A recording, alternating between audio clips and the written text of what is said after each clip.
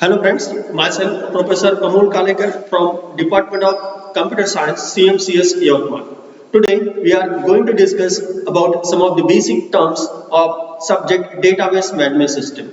Now the basic things that we are supposed to discuss in our today's discussion are data, information, database management system, then after DBA along with its roles and responsibility, then the concept of schema and two basic things, that is the concept of primary key and foreign key. So dear friends, let's start our discussion with some of the introductory points of the subject database management system. So as you can see, this DBMS is made up of four different words, respectively data, then after base, then after management, then after system. So until and unless we are familiar with these terms, that is database management and system, till then we are not familiar with the details regarding this DBMS. So let's start. What is the meaning of this data? So in general, we can say that this data is an important factor in the real world. So any organization that is just interested in maintaining the data respective to their daily operation, definitely they should identify some types of terms that are related to their business, and that's why we can say that this data plays an important role in every aspects of the real world. And that's why even every organization maintains data for the various aspects of its operation by building the appropriate models of the drivers classes of the interest. Means whatever the kinds of operation that they are performing, related to that they will maintain the data in their data stores. And that's why these models again captures the essential properties of the objects and maintains the relationships amongst them, and such a related data is generally called as database. Again, whenever we are dealing with this database management system, then a database system is an integrated collection of related files along with the details of interpretation of the data that is contained within it. And finally, we can say that this DBMS is the software which is responsible for just managing the activities of this database. So these are certain introductory part of this database management system. Now, the major objective of the database management system is that the DBMS always provide the convenient and effective methods of defining, then after storing and retrieving the information that is contained in your database. Again, this DBMS always interacts with the application program so that the data contained in the database can be used by the several users, those who are using this database system. Again, this DBMS also exerts the centralized control of the database and ensures the privacy of the data as well. And that's why these are some of the introductory points about this DBMS. Now,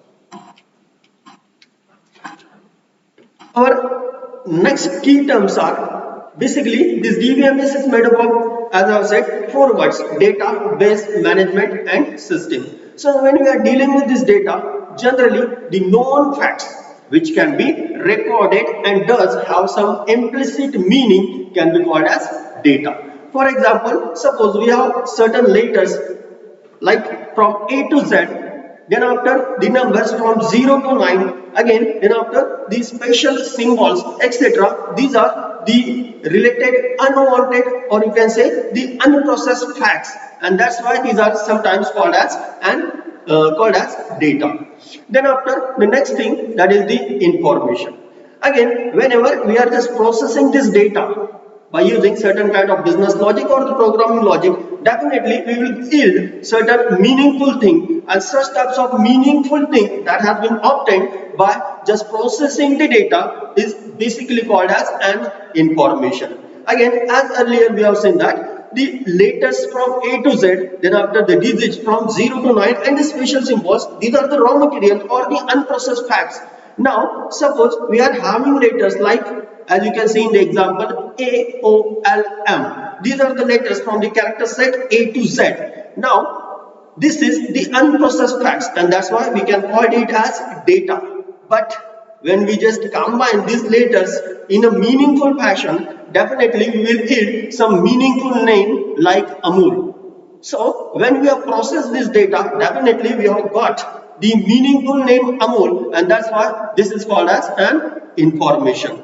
In simple words, the processed data or the processed facts can be called as an information.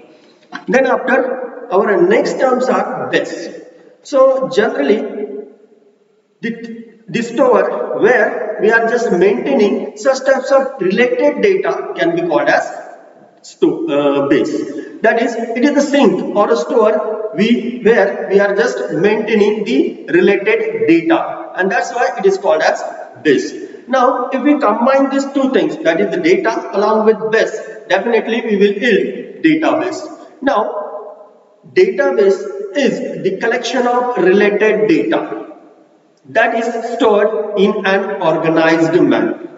That's why we can say that a database is the collection of interrelated data stored in an organized manner. Some of the popular databases that are available nowadays in the market are again Oracle, then after Sybase, MySQL, SQL Server, etc. Now, our next term is management. Now, whenever we are dealing with the term management, in terms of database literature, this management involves three basic activities.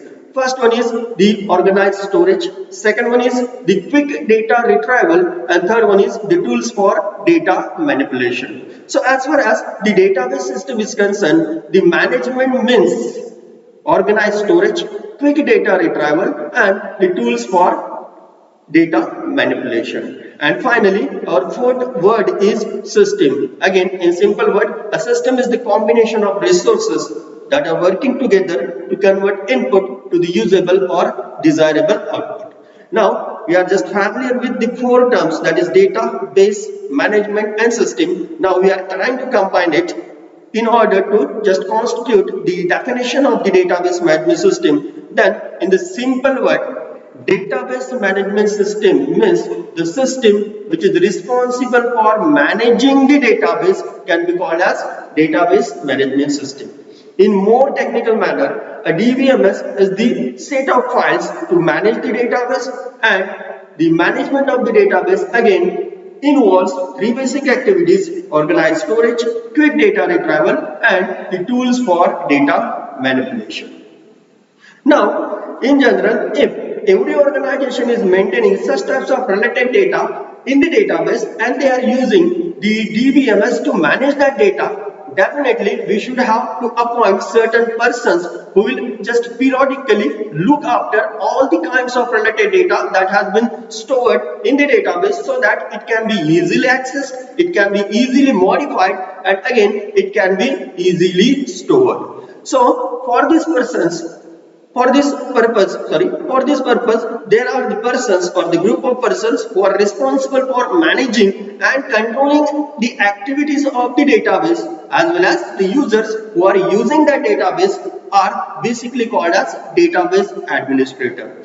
In simple language, DBA is the person or the group of persons who are responsible for managing and controlling the activities of the database as well as the database user. Now, the major responsibilities of this database administrator are: first one is, it is responsible for defining the schema, that is the logical structure of all the database objects along with the details of their definition, storage and retrieval. Then after, again it is responsible for just access control and granting and revoking the access privileges or the user privileges. Again, it is responsible for just taking the periodic backup of the database, as well as it is responsible for just recovering the system from the abnormal failure or from the abnormal crash. So these are some of the roles and responsibilities of the database administrator. Now, the next term is schema. So as we have said that the DBA is responsible for schema definition. Now the question arises, what is the meaning of this schema? In simple language, a schema is the logical owner of the database objects. Means whatever the kinds of database object that has been defined by any kind of users are logically owned by the schema. For example, whenever we are logging to the SQL by using the username Scott and Tiger, then all the objects that resides in the username Scott, definitely these are logically owned by Scott, and that's why we can say it is the schema. So schema is the logical owner of the database objects. In general, in database literature, there are three different types of this schema. First one is the external schema, second one is the conceptual schema, and finally there is the internal schema.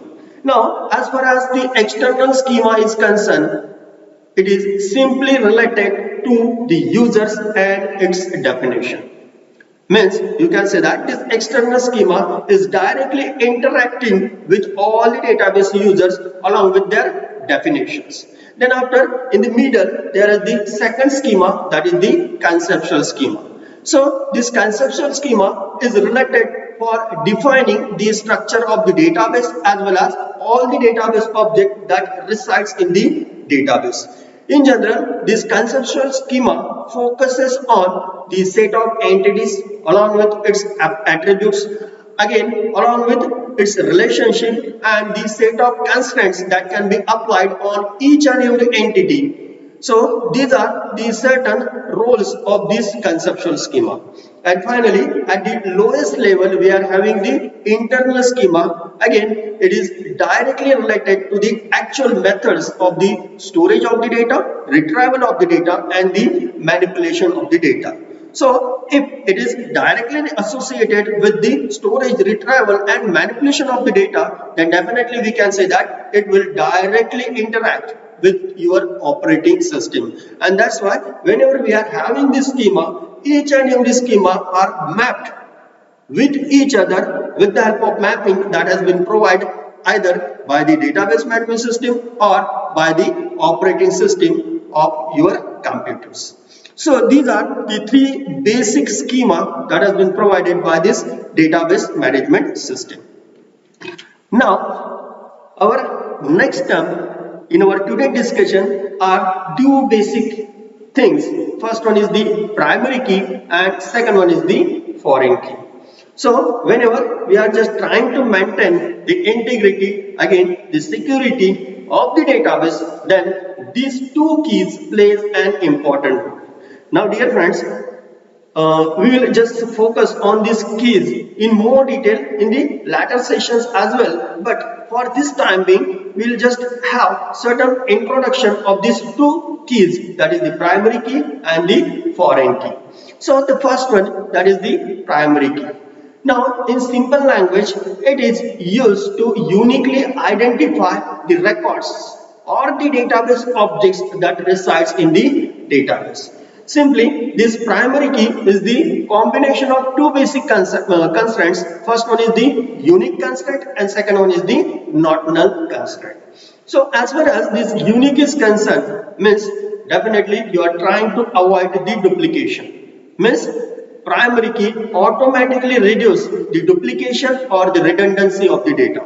And the second one is the not null, means you should have to just populate certain value for the attribute for which you assign the primary key. So for example, just you can have on your screen, we are having the table that is the employee table. Now you can see that in the employee table there are four columns. First one is the employee number, second one is e-name, then after phone number, and finally department number. So dear friends, if we are just thinking that this employee number is the primary key of this employee table, then you can see that as per the constraint that has been provided by this primary key, we have not repeated the values for employee number, and that's why we have populated 10, 11 and 12. We are not repeating the numbers. We have uniquely given the employee number to the employees of our organization. And second point that has to be noted down, that we have not left the employee number attribute or the column empty or blank. Means we have forcefully, or you can say we have just inserted certain value in the employee number column or the attribute of the employee table, and that's why we can say that this employee number is the primary key for the employee table. Now, so this is all about in general about the primary key. Now the second thing, that is the foreign key. Now as far as this foreign key is concerned, it is used for establishing the parent-child relationship in between two tables. Means if you are having two tables in your database and if you are just interested in relating these two tables with each other, at that time you should have to use the primary key. Now question arises, what is the meaning of this primary key? Or what is the definition of this primary key?